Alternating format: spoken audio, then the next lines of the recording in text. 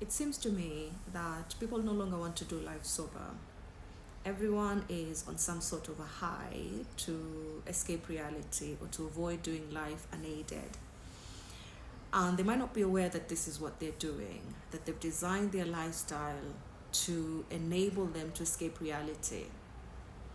So even when they're in a difficult situation, they don't feel the discomfort in that difficult situation because they found a high.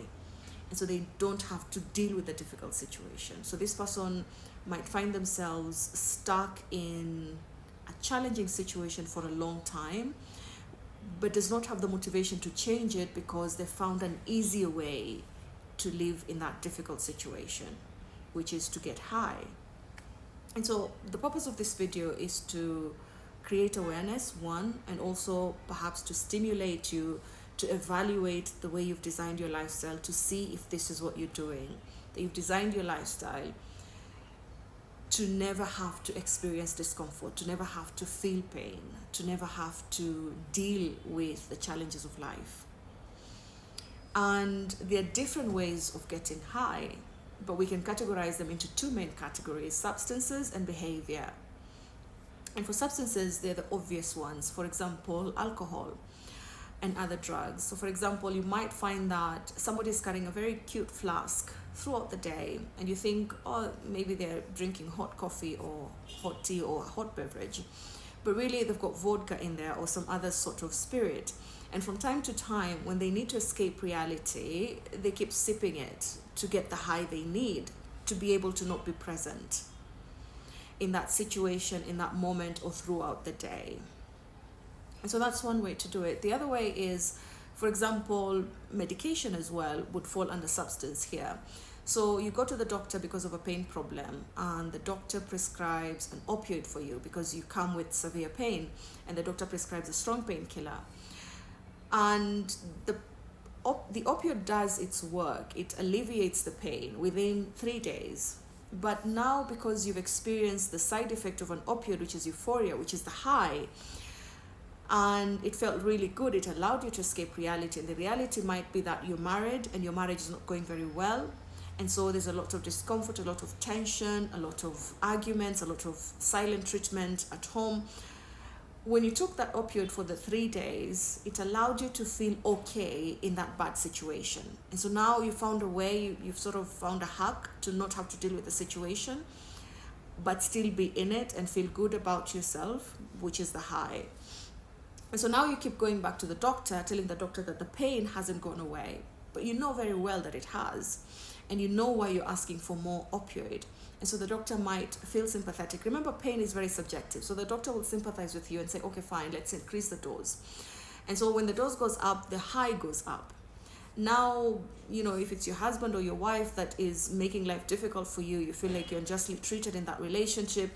Now you're not feeling as bad because you're high all the time on opioid. And other substances can do the same. And this is a maladaptive way of doing life, of coping with life or coping with challenges. Yes, it's easy that you never feel discomfort because you continuously numb yourself, you continuously avoid that situation by having this drug take you on a high. The other category of being high is behavior. And there are many behaviors that people engage in that are maladaptive, that allow them to experience the high without having to deal with the situation. The most common one is aimless scrolling on social media. So you might find yourself in a conversation or around somebody who makes you uncomfortable, and because you don't want to deal with them, then you find yourself just scrolling aimlessly on social media. Or at night when you can't sleep, social media. When you're eating, because when you're having a meal, you can't allow yourself to be present in that meal. And so you put on your phone. Not everyone does this, but for some people, this is a motivation. You can't allow a moment to be with your thoughts, to sit there and enjoy the food. You can't do that. And so you need something to distract your mind from whatever it is that it's thinking to allow you to eat. Or listening to music all the time. Not because it's entertainment. The motivation has changed now. Now you're listening to music so that it can quiet the noise in your head. as quickly as possible to allow you maybe to do something else. So you might find that somebody cannot watch a movie without having headsets, or somebody cannot do their work without listening to loud music. And they don't realize that they need that high to escape the reality they're in. So they're still doing their work, but they're not present there. Or the other one is excessive daydreaming. So somebody might find themselves in a meeting where perhaps there's conflict going on or disagreement, and they don't want to be present there because it's difficult, it's uncomfortable, it's inconveniencing for them, it's distressing, they don't want to experience all those negative emotions. So they come into their mind and escape into this fantasy that allows them again to achieve that high. If it's a good fantasy about you buying a car and it's a really strong thought, a really vivid thought, then you might actually start feeling the pride that comes with buying a car. You might feel the excitement of buying a car.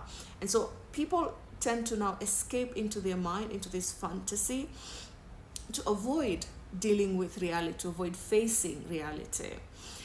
And others include retail therapy, emotional eating. All these are ways that instantly allow us to feel good, instantly allow us to avoid discomfort. And we find ourselves doing them again and again.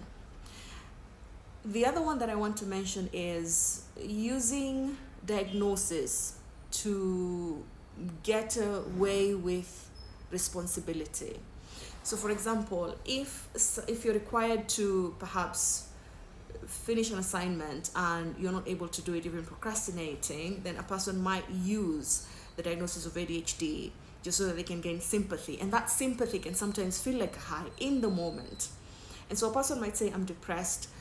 They're going through a breakup, which is a normal life experience, and they're feeling sad, and the sadness is a bit overwhelming. Instead of trying to look and see, is this a normal life challenge that is supposed to be heavy on you for you to be able to get that opportunity to build resilience through that heaviness, through that difficulty? Or is this a symptom of a mental illness that is then preventing you from actually dealing with the challenge? You just want it to be seen as an illness. So you go to the doctor and you portray the symptoms of depression, and you're given an SSRI. And yes, an SSRI may make you feel good. And so now it's the SSRI, the antidepressant, that is doing life for you, or that is preventing you from actually doing life. And I said in another video that it's really important to separate normal life challenges from symptoms of mental illness, because they can look very similar. A sadness from a heartbreak can sometimes overpower you to the point that you can't function. And when that happens, then that is a symptom.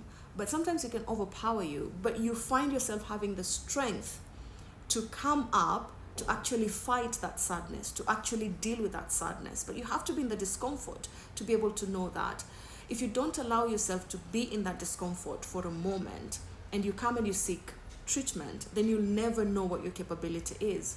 So a lot of us now, because we're trying really hard to escape reality, to avoid doing life sober, then we're putting ourselves at risk of mental illness and other physical illnesses, because challenges in life are a normal part. They're supposed to build our strength. These things that we're running away from life are the very things that are supposed to make us strong. So if we're avoiding things that make us strong, how do we expect to be strong? If we're avoiding things that are supposed to make us resilient, how are we going to build resilience? And so take a minute, take some time to reflect on the way you've designed your lifestyle and see, are you doing life sober?